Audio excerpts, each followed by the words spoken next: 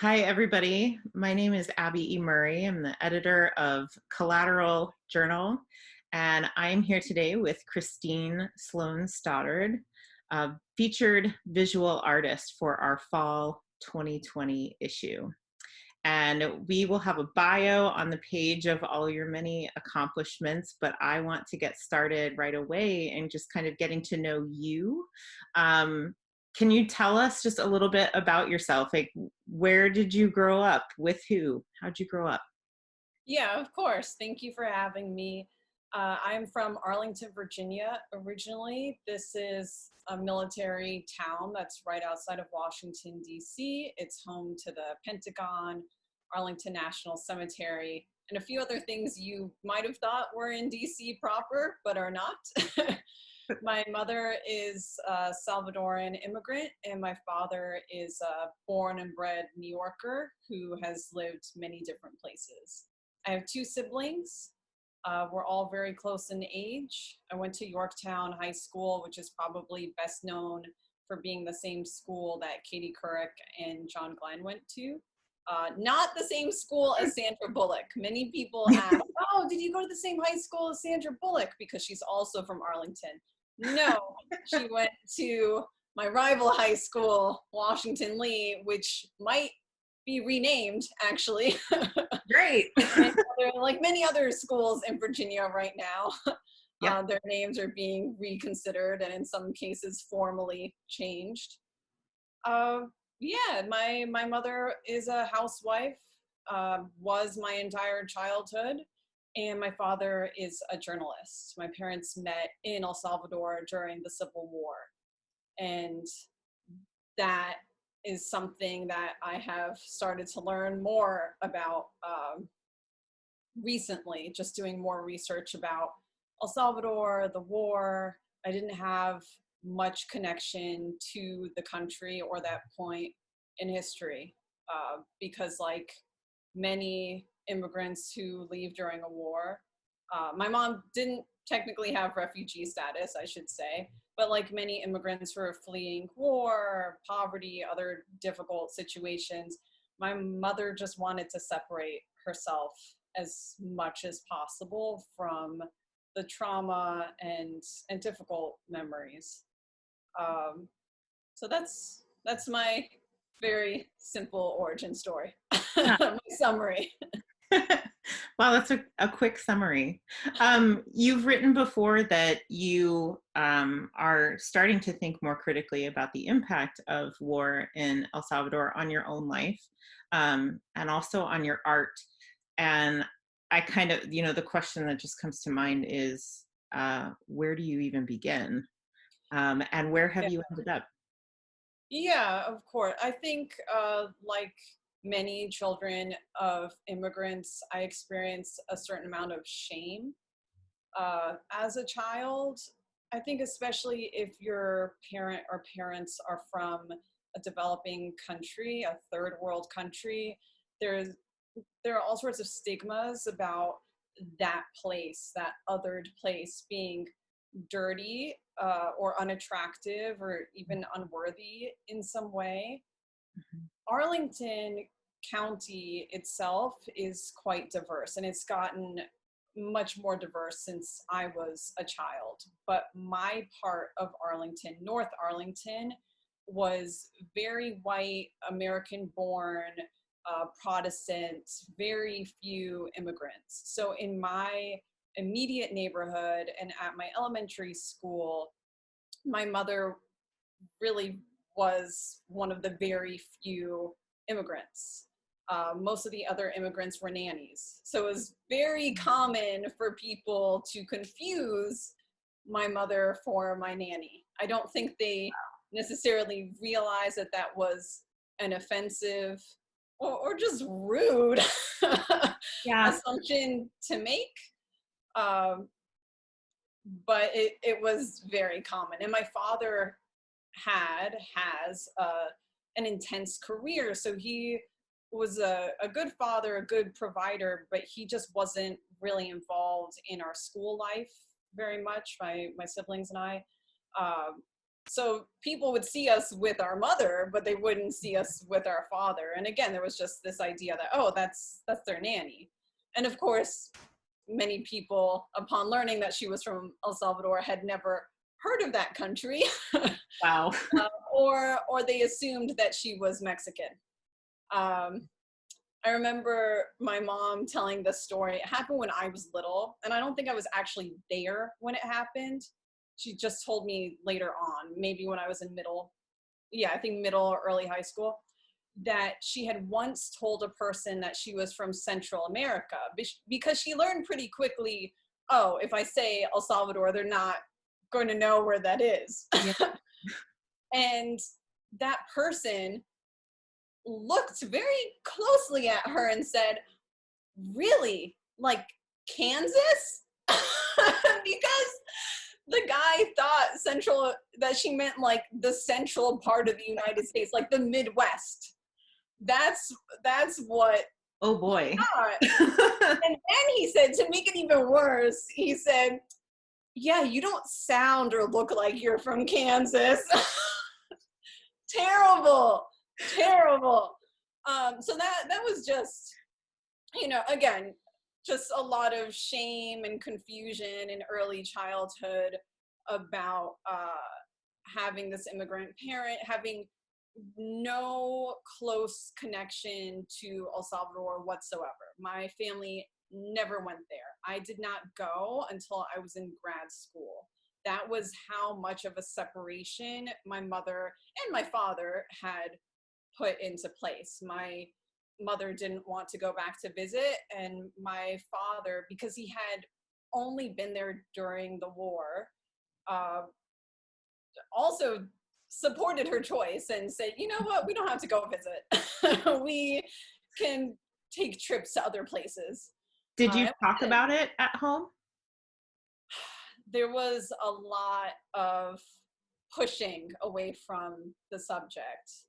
So when my sisters and I were little, we would ask all kinds of questions. And just over the years, it became clear that my mother especially was not comfortable talking about many things, even with her children. And even once we got to high school, she just didn't want to share a lot of what she had seen and experienced. It wasn't until I was in college that she started to open up a little bit more. But yeah, when I was a kid, she limited the conversations more to food that she missed. And she would try cooking a lot of those things when it was possible to, because she couldn't always find the same ingredients. Fruits especially, and vegetables, like produce in general, that was where the biggest discrepancy was, because she could find a lot of the same seasonings at the Mexican supermarkets nearby, but some of the fruits especially were just really specific to where she was from, which I found later on when I went to visit, like, oh, here are all these mythical fruits I heard about growing up. So she would try to pass on part of the culture through food, because that was a good memory and she was comfortable doing that, and she loves cooking, has always loved cooking. And as a housewife, she had that's part of her job, right? Yeah. She knew the traditional homemaker position of cooking and passing on love and culture through food. She also was very happy to share memories related to animals and plants. And I think one of the reasons, there are a few reasons for that. First of all, we lived in Virginia, and even the suburbs of DC are pretty woodsy and green.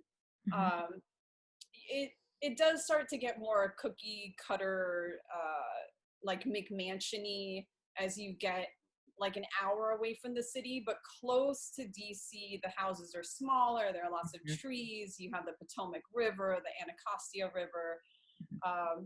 You have a lot of the historic estates that American children learn about in elementary school, like George Washington's Mount Vernon, for instance. So I grew up playing in the woods. Even in a suburb, I had the woods. I had access to the woods. And she because she was a new immigrant, she came just a little bit before I was born, like a couple years before I was born. My parents met in El Salvador. My mom came to Miami where my dad was living at the time, and they got married, and like a year after that, year and a half after that, I came into the world. And they were already living in the DC area by that time. But so she hadn't been in the US that long when I was born, when I was little. And she was learning the names of all these different plants and animals. And at the same time, really at the same time that my siblings and I were like, oh yeah, this is an oak tree, and this is a pine cone, and that's a cardinal, that's a magnolia, Yeah, that's a blue jay. And she was fascinated because she would look for the similarities and differences between the animals and plants that she knew from sure. El Salvador. And she just naturally, like many people, loves and appreciates animals and plants and a good view. So that was a happy way to relate memories from her home country. Mhm. I mean, yes, some of the nature was destroyed during the Civil War, but for and through some of the agriculture related to coffee plantations too. But for Mhm. the most part, that was a more consistent thing, like a more consistently happy thing throughout Yeah. her time in El Salvador. Um, Well, it's interesting that you said that she, returned to cooking. And, yeah, the first thing I thought was, cooking is an art form. We return to, the memory. I don't think anyone would disagree or push back that the experience of war is traumatic. And, yeah, we're not naturally drawn to trauma. We're naturally drawn to survival and how we survive that trauma. So, turning to cooking and turning to art is really not, I mean, I guess that's not surprising. And that's something that I'm seeing too as well in your work is, you've said before that we need to have hope through crisis. We need to have that. And, so where do you see hope in work that confronts crisis, like war, but also the pandemic as well? that's a tough question, but Yeah, sorry to drop that on you. no, that's all right.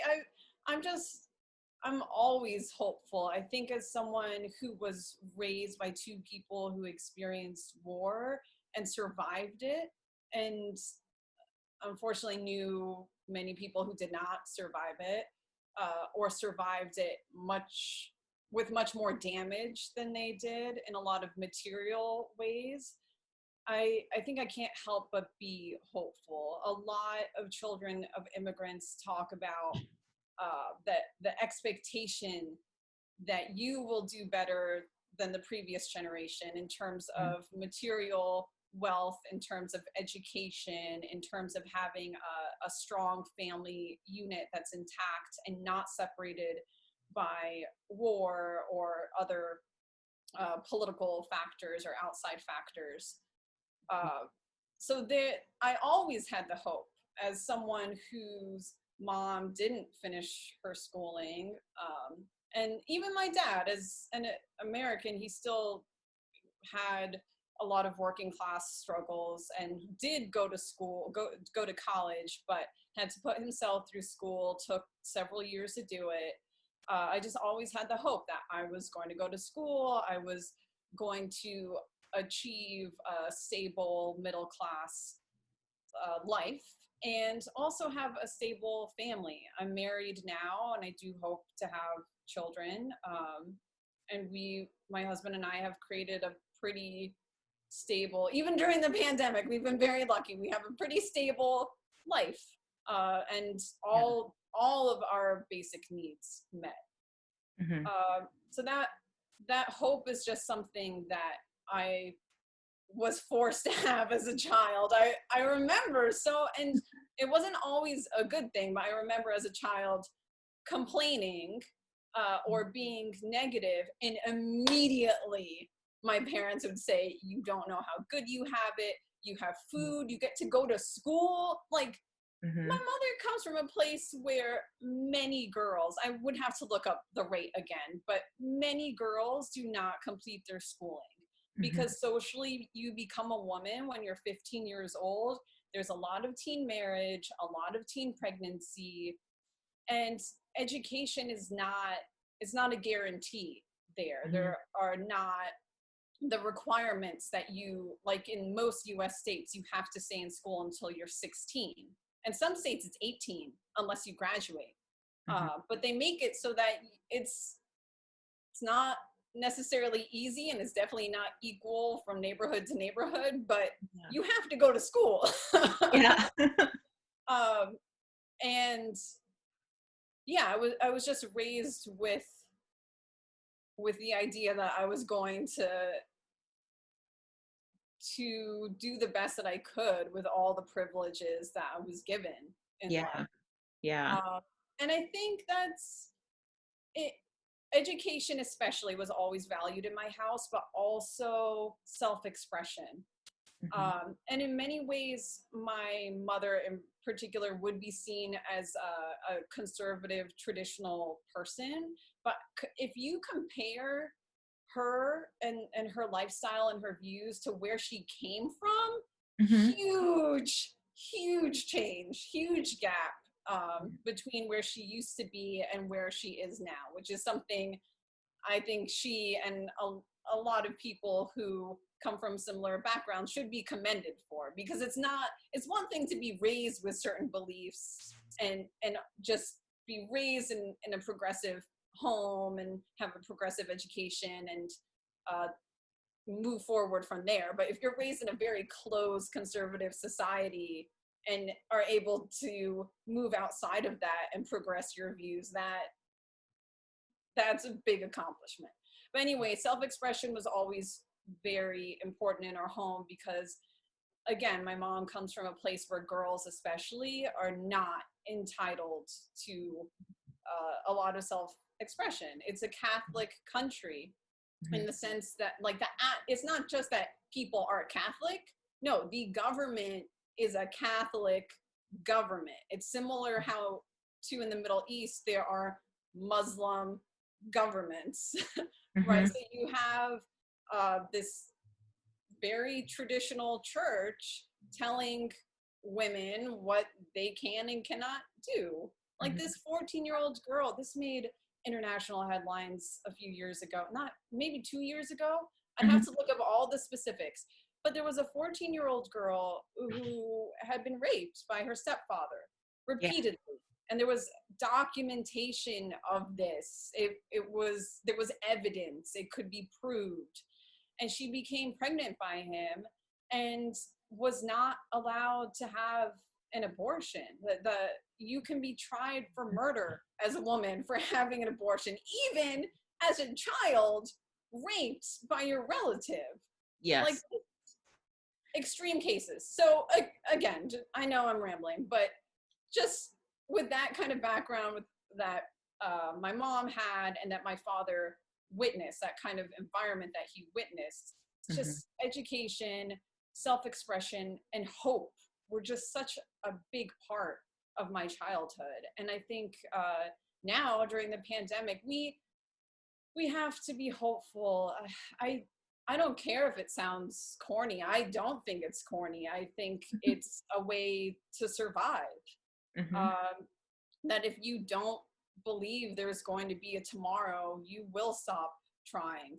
Yeah. And it is easy to give in a lot of ways. I don't think hope needs to mean, it shouldn't mean total ignorance. You need to be informed and hopeful. You need to, I think in order to really be hopeful, you have to be informed so that you can make a realistic effort toward survival and not just surviving, but actually thriving too, when that's possible. Yeah. So hope, I'm big on it. Oh, I'm big on it. I think, as you're talking, I'm thinking, perhaps the question needs to be reversed then. I'm asking, where do you see hope in art that confronts violence, when really it's, where do you see art in hope that confronts violence? That, hope is an act of art, and art is an act of hope. Um, and yeah, I'm starting to see that as you're telling these stories. Um, what about your art in particular? We're kind of talking in a more general sense about Yeah. hope of nations, hope of and individual families. But what about your artwork in particular? How has it developed with not just the pandemic, which I think has shaped, um, has really shaped artists in a way they couldn't have predicted, um, but also with exploring your childhood, your mother's life. Mhm. How do we see that reflected in your work? Mhm. I think I have started to honor a lot of things about a country and a culture that I did not have a strong connection to. Um, and I've had a lot of hope in learning more about my mother's past, more about the history of El Salvador and the Civil War in particular, uh, hope in different immigrant stories that I've come to hear from others, mainly Salvadoran, but also some Mexican, Guatemalan, Honduran, where there is definitely some overlap. Um, and also hope in my development as a woman. I've always been a late bloomer, and maybe I sometimes I've said that, and people are like, "No, there's no way you've achieved a lot for a young person."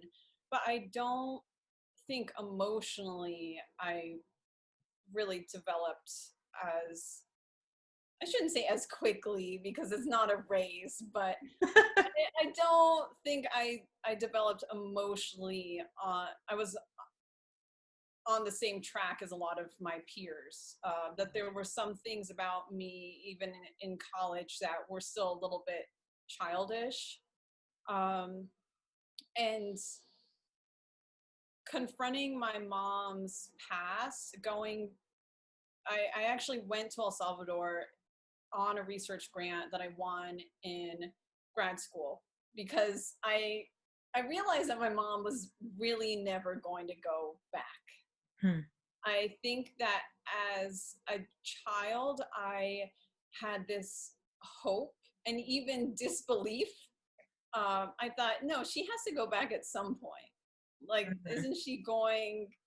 doesn't she wonder about so many things?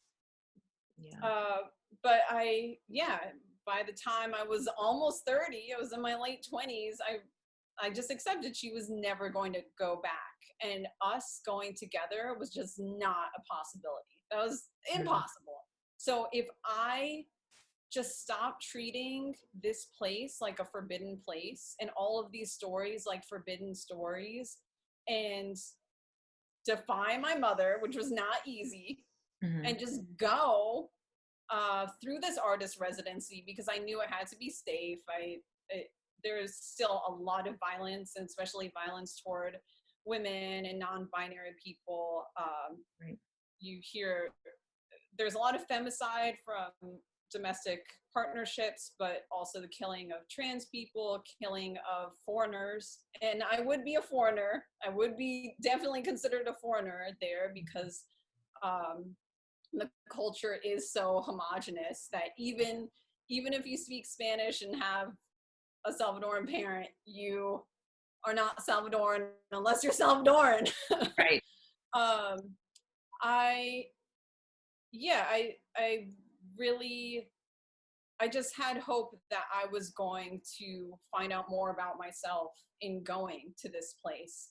And Mhm. it took a lot of resolve. My mother was very unhappy When I found out that I won the grant, I was conflicted because I knew that she would feel that I had betrayed her in a sense. In fact, her first question when I told her that I was going was, "Oh, so you're just going to go digging through my past, aren't you?" Like, oh, Wow. I mean, and it turned out that there were many family secrets that brought a lot of insight into my life.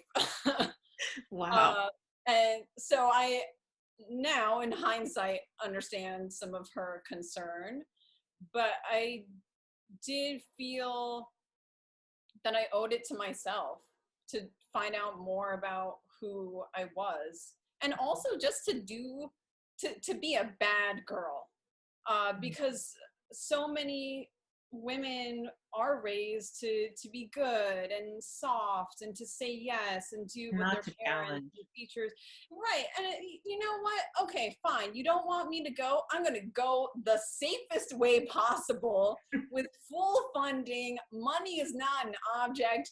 I'm going to be fine, and if you don't like it, you don't like it, sorry. um, and yeah, I mean, even just um, just rebelling in that way was very powerful for me. And not, I mean, I had been a good girl for a lot of my life. I still am a good girl in many ways. Um, but yeah, it was important for me to do that for myself in isolation of everything else. Just doing that, just that kind of rebellion was very important for me. Mhm. And did it Um, have a really deep impact on your work? Yeah. Yes, back to my work. Okay. So one of the yes. Um yeah, so one of the projects that I did in uh as a result of my trip was Heaven is a Photograph. It's a book that just came out, and it's a collection of poetry and photographs. Um, and it's all about, it's parafictional, but definitely my protagonist and I are related. Mhm. And in it, my protagonist is hesitant to approach photography as an art form because she feels overshadowed by her war photographers, or her father's war photographer background. Mm. And she also uh, was raised with this idea that photography is a masculine pursuit, which in this day and age seems so almost foreign, because now everyone takes photographs, but even a couple decades ago it was still seen as more of a masculine art form, Mhm. than a feminine art form. So the protagonist takes up photography in secret, and this is her little taboo practice. um, and she does eventually make her art form public. Mhm. But I mean, again, it relates a lot to my personal rebellion of just going to this place, and doing what I wasn't supposed to do. In the ceramic work that I submitted to Collateral, I think the there is some rebellion in the sense that I did some things with clay that I was told I was not supposed to do. Really? Like, one of the things I did was use old camera parts and old Mhm. electronics to make imprints in the clay. And Okay. that's, first of all, you're not supposed to use like stencils or cookie cutters or anything like that, because that's considered cheating, Mhm. or it's in a fine art context that would be seen more as craft. Like, why don't you just make a pot? Why don't you just look at a catalog and throw something on a wheel and make a pot that you're going to sell at a craft fair? Um, but I just rebelled in the sense that I was going to do things I wasn't supposed to do within a fine art context. And I also didn't care about making ugly things. Um, And I didn't care about glazing, which is another thing. In fine art, ceramics, you almost always glaze things. That's an overlap you see in pottery and like ceramic sculpture. Almost everything's glazed. Or at least painted. There's some kind of color that's Yeah. added to the earth. But I was interested in leaving the work, just leaving the clay just bare, just muddy. Because I was thinking about like an archaeological dig. I've displayed these works, and I have so many of them, like dozens. I've displayed these works in a few different ways, like installations where things are more in a pile and sort of like an archaeological dig.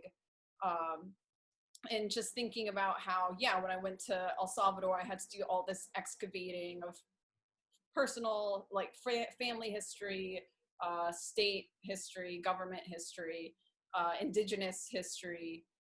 In the Mayan inspired ceramic, for instance, there I was clearly looking at some of the folklore and indigenous history in the country. That's another form of rebellion, and also hope comes into it, that almost everyone in El Salvador is mestizo, like mixed European and indigenous, because the Spanish came and conquered and raped, and generations later we have a race that's really a mixed race of people. But there's still a lot of denial of indigenous roots, indigenous culture. My mom is light skinned, like she's yellow, she's not red brown, she has like olive skin, and she will be the first to tell you that she is white Hispanic, which is a term that some people use, but she, like many people, also did one of those DNA tests, and of course the majority of her heritage is indigenous, and she was not happy about that. But that's a big idea in that country, like this, almost this national lie. There was this indigenous genocide in, I can't remember, I guess in the 30s, early 40s. It was this big state ordered indigenous genocide. In recent history, like there are grandparents and great grandparents who remember this time. Yeah. And there was this idea that all of the Indians were killed then. Well, what? and there were no more Indians after that. I remember going to the Museum of the Word and Image in San Salvador, and there being this whole exhibition about how the government lied to the people about this genocide. They tried to cover it up, and then when it was revealed, they said, "Oh yeah, well, I mean, the good thing is we don't have any more Indians in this country, so let's, like, this is great. You're all Spanish. Look at you, Spanish people, you white people, you." But so I have a lot of hope in indigenous narratives, learning more about that. That's something I want to be more open about, and I'm hopeful that other people will be more accepting of those roots and histories, and just acknowledge that a lot of Salvadoran culture, a lot of Latin American culture in general, has indigenous origins. It's not all Spanish, Catholic, this and that. So another long answer, but no, that's good. I like long answers. The idea of, really confronting the lies of, sanctioned history is something that it's very present at the forefront of, not just artistic communities, but everyone really, suddenly looking at the government that they've been part of or ruled by and saying, wait, this didn't happen. It isn't like that. Yeah, I had no idea about that genocide until I went to that museum in San Salvador. One of the reasons why the trip was so important is that, to me personally, but also I think just as an American is that it reminded me of all the atrocities that this country has committed. I mean, you cannot say Reagan's name in my parents' household without them getting very upset. Can Um, imagine. but to but that even still, a lot of that, like even US involvement in the Civil War is not something that's talked about a lot in this country. I think under Trump, there's been more mention of it because of the anti-immigration policies and all the unaccompanied minors. Like, why are all these small children coming to the Yeah. United States? Where are their parents? They have such bad parents. Yeah. Okay, well, can we look at why some of these children are actually leaving, why and how our country has played a part in that, Hmm. and just going to El Salvador and seeing a lot of the poverty and hearing and talking to people and hearing about different ways that their families have been broken up, even today how their families are breaking up because of things that happened 30 years ago, 40 years ago, and the US is not taking responsibility for most of it. Well, and is taking an active part in covering it up as well, Yeah, or yeah, taking an active role in denying it. yeah. Okay. Yeah.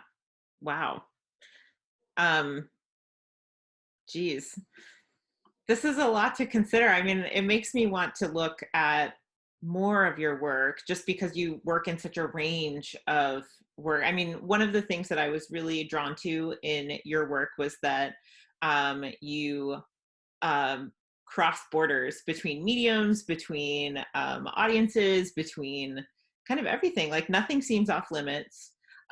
Everything is really available. And I think, as a writing instructor, I often see people sort of putting up barriers around themselves, saying, for example, I write novels. I don't understand poetry. I don't, I can't sculpt. What are you talking about? The other arts, it becomes a comfortable place to say that some of the arts are off limits. And that doesn't seem to be the case in your work. And you will work with all kinds of art. And so that was really intriguing to me. And it's also really inspiring. So you run Quail Bell Press and Productions. You paint, you sculpt, you draw, you write, you perform. Um, do you recall like where, I get asked this question a lot and I never know what to do with it. So I apologize for doing it to you. But do you remember which art expression came first, or, how you sort of entered into an artistic consciousness? Yeah, I think drawing technically came first because my mother was always drawing and my siblings and I would draw together. I didn't go to preschool. That was something a lot of Central American parents don't want to send their children to preschool when they come to the United States because it's not something that really exists in their home countries. So there's some adjustment too. And I think also since my mom was taking English classes and trying to achieve her path to citizenship, um, she likes learning with us. She likes kind of studying with us, reading Yeah. with us, watching things with us, making things with us. That's so writing came next. Writing little stories, making comics, writing plays and songs and performing them for my family or even with my family, doing my own radio show when I was a kid. And I think writing more than anything has informed my different approaches to artwork. Um, yeah, so drawing first, then writing, and writing is probably what has stuck throughout all of it. And I think that just goes to storytelling, my interest in stories and language too, Hmm. uh, because of the English and Spanish backgrounds. Just always considering translation is something that has interested me since I was a kid. Yeah. Um, in terms of just approaching so many different creative forms of expression, I think, again, it goes back to learning many things around the same time that my mother did, because she didn't finish her schooling. So once she was in a comfortable middle class American environment and had the privilege to spend time with books and art Mhm. supplies and documentaries and different kinds of, this was in the days of cassettes, right? So lots of different tapes and Mhm. tape programs. uh, she would come across something and she would immediately want my siblings and me to come listen or see or do it, because she was excited. She was so excited to learn. Mhm. And she would always encourage us too, like, oh, you should try that. Or have you ever thought about, she's a very imaginative person. And I'm Mhm. so sorry for the ways that she was stifled at an early age, because I think she has a lot of potential to express herself in other ways that she's really only been comfortable trying in front of my Mhm. siblings and me. Like, the home was a safe space where she could come up with her own jokes and Yeah. ideas for plays and books and films. But she would always encourage us, like, oh, have you ever thought about what would happen if a theater curtain could speak? Like, I remember her actually asking those kinds of questions, like, what do you think a theater curtain thinks about all day? Like, if it had a mind, what sort of thoughts would run through its head? So just having a very imaginative, playful mother who had the luxury, because our dad worked hard and was lucky to be well compensated for his work. She had the luxury of staying home with us and just trying different things with us. Mhm. I mean, definitely, uh, I have been discouraged by other for like outside forces. Yeah. So rejection is definitely a thing. Um, but I'm not interested in mastery. That's something that still learning how to articulate it, but I'm just interested in creative expression. And there are so many hierarchies related to mastery, because it's almost always white, Protestant, able bodied, straight men who Mhm. have been recognized as the masters, and their approaches to technique and to expression uh, set the standard for what is mastery. I don't care about any of that. I can enjoy some of that work, or some of that work can resonate with me, but I don't see why my work has to meet the same standards or should meet the same Mhm. standards. Sometimes it will, sometimes it won't. And I'm fine with that.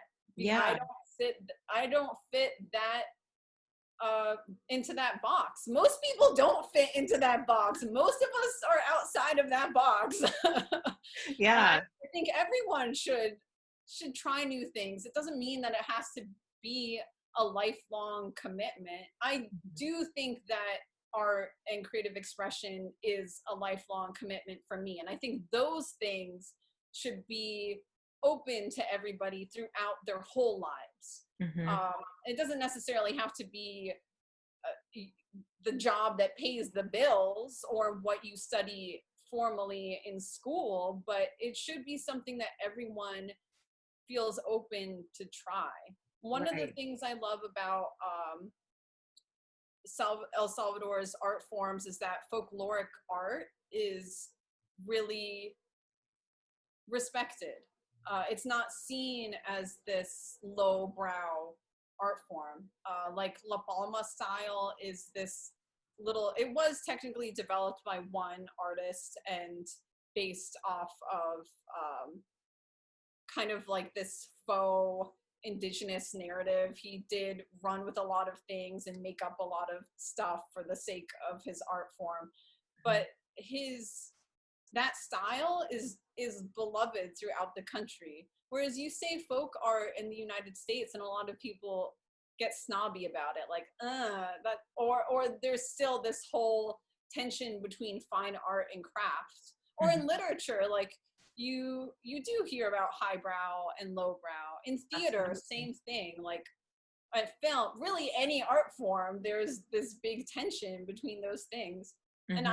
I just don't care. I think as I get older, I care even less Well, about no, those. I definitely see that in, I mean, even in Collateral and the writing that we publish, there's definitely a sense of like, who has the right to Yeah, be impacted by violence? Who has the right to be impacted and to express that impact? And there is definitely a sense of, certain people feeling like they know who has the right and who doesn't yeah. have the right. And I do think the response to that is, I don't care. Uh, Yeah, why? I think so.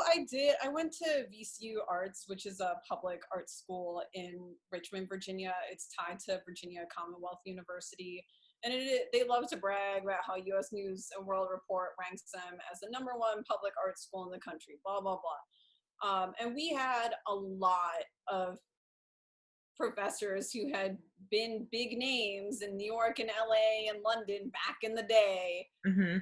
And definitely in art school, there was a lot of, oh, well, you can't make that. Oh, no, Yeah. don't do that. Oh, these things are off limits. Why? Why?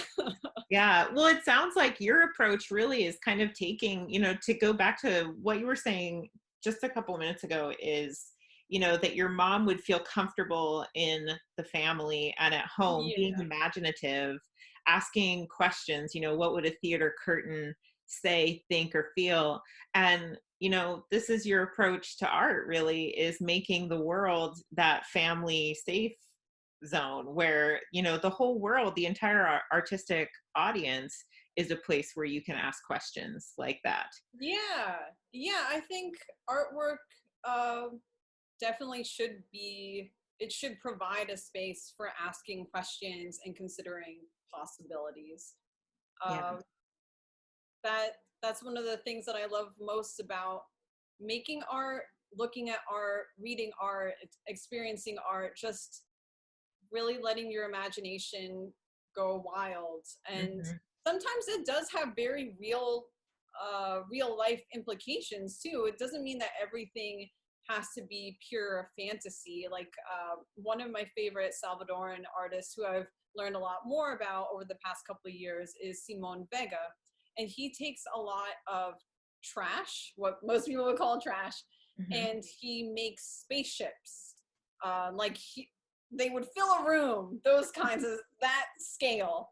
And he'll do drawings and installations around these spaceships. And a lot of his art deals with what it was like to grow up in El Salvador during the Civil War, which was part of the Cold War, the broader global Cold War, Hmm. and also watch science fiction, read sci-fi as a kid, and how as a world country, El Salvador wasn't part of the space race, or it was left behind, very behind.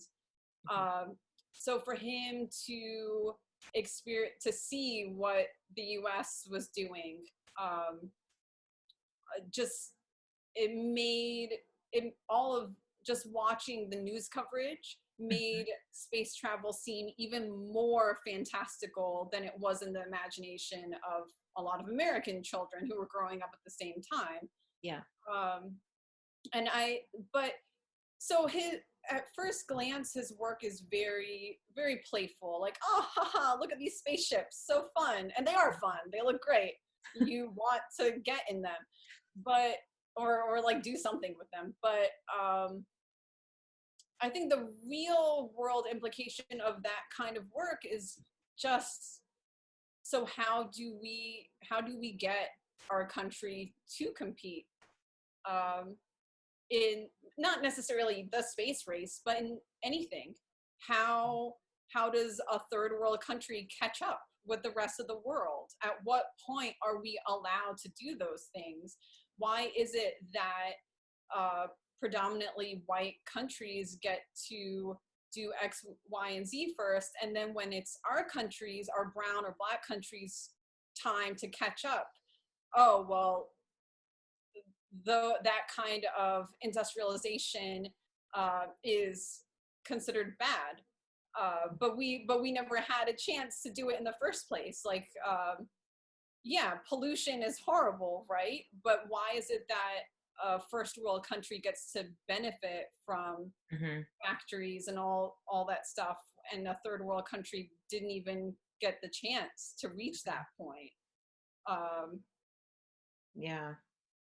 Well, so I think art can definitely have a lot of real world implications. Like I was telling you before our official Zoom recording that I did this residency at Amory Sculpture Garden in Maryland, in Southern Maryland, and when I wrote my proposal and submitted my designs, I kept it very open ended. They told me you can do almost anything you want with the recyclables that we have in this recycled art center. And you also get access to anything that our volunteers collect from the grounds.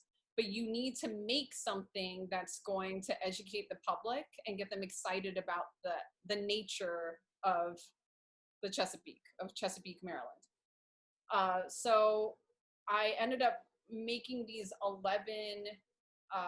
this sculpture series of 11 pieces, each one made out of junk that came directly from the site. And it hmm was everything from corkscrews to random little Legos to pennies, bottle caps, whatever. I had a crab, a deer, a raccoon, like 11 different Chesapeake animals.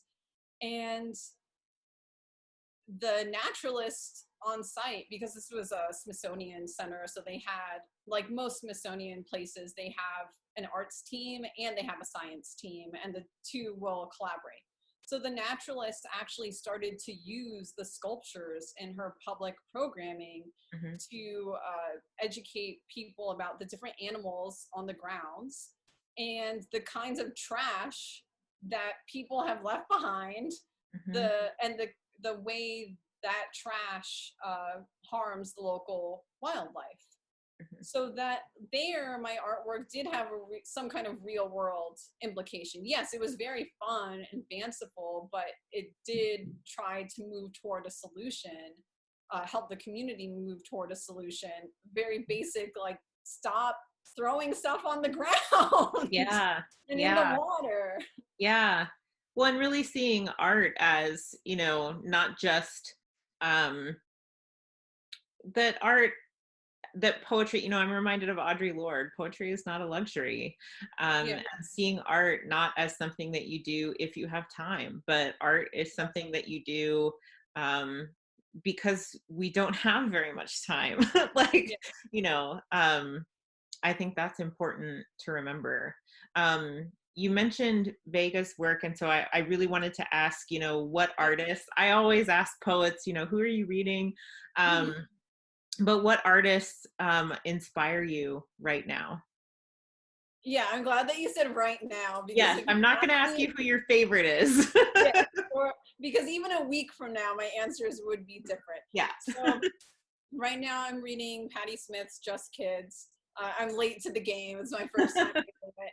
But something that I admire about her really lifelong practice is that she is also someone who expresses or has expressed herself in many different creative ways. She has written poetry, she's painted, she's made jewelry. Everyone knows about the music, hmm but she's done all sorts of things too. And she was just at least in the book, she portrays her early life as being this scrappy individual, being extremely resourceful. And that's something I admire about others in general. Anyone who's able to do that, to do a lot with very little. It's how I was raised. Just do what you can Yeah. with what you got Yeah. or what you can get access to. Um, I like a lot of Shelley Jackson's different hypertext work. I think the mix of yes, the fiction and poetry with photography and illustration or collage in some kind of web-based, or I guess CD-based, some kind of digital work is very interesting. And I just love the idea of giving the audience some kind of control over a work, or not even control, but just power within a work. I think that's interesting. I love Romare Bearden. That Romare Bearden has been like a child, ever since childhood. I've always loved his work. So I could have asked that like years ago, and the answer. Yeah. Okay. No, I think he will, like, week to week be on the list. Because I love the way his collages tell stories. And I also like how his work shows how he was a very resourceful person, like taking all kinds of scraps of everything and making new stuff. And I also like Kukuli Veladide. She does, in relation to ceramics work, she does a lot of weird things with ceramics, a lot of self-portraiture, and also looks at different kinds of indigenous narratives, national narratives, and plays with those. Cool. Awesome. What do you have up next? What do you have on the horizon? I mean, it's hard to, I don't know about you, but my horizon looks a lot different than it did in January, but what do you have coming up that people can look forward to? Yeah, sure. So I did mention Heaven is a Photograph. This is available from Clash Books now. And as I said, it's full of poems and photographs. So anyone in the world can order this. I have a new short film. It's called Bottled, and this is a narrative, also parafictional film. And that's available through Amazon Prime as of August 3rd, as of yesterday. And for anyone in New York, I will be participating in a socially distanced, very safe show on September 10th. It's going to be at New Apostle Gallery. And no, now I think about it, you're publishing this in October, aren't you? November 15th. November 15th. So that, yeah, who knows what's going on in person, so scrap that. Yeah. Okay, so two online things you can experience. But I also update my website, World of Christine Stoddard, regularly, like almost every week. I will add virtual events and just things that have been published or showcased in some way. And a lot of that work is accessible anywhere you have the internet. Okay. Well, very cool. Thank you so much for your time today. I'm going to go ahead and turn off recording. Okay.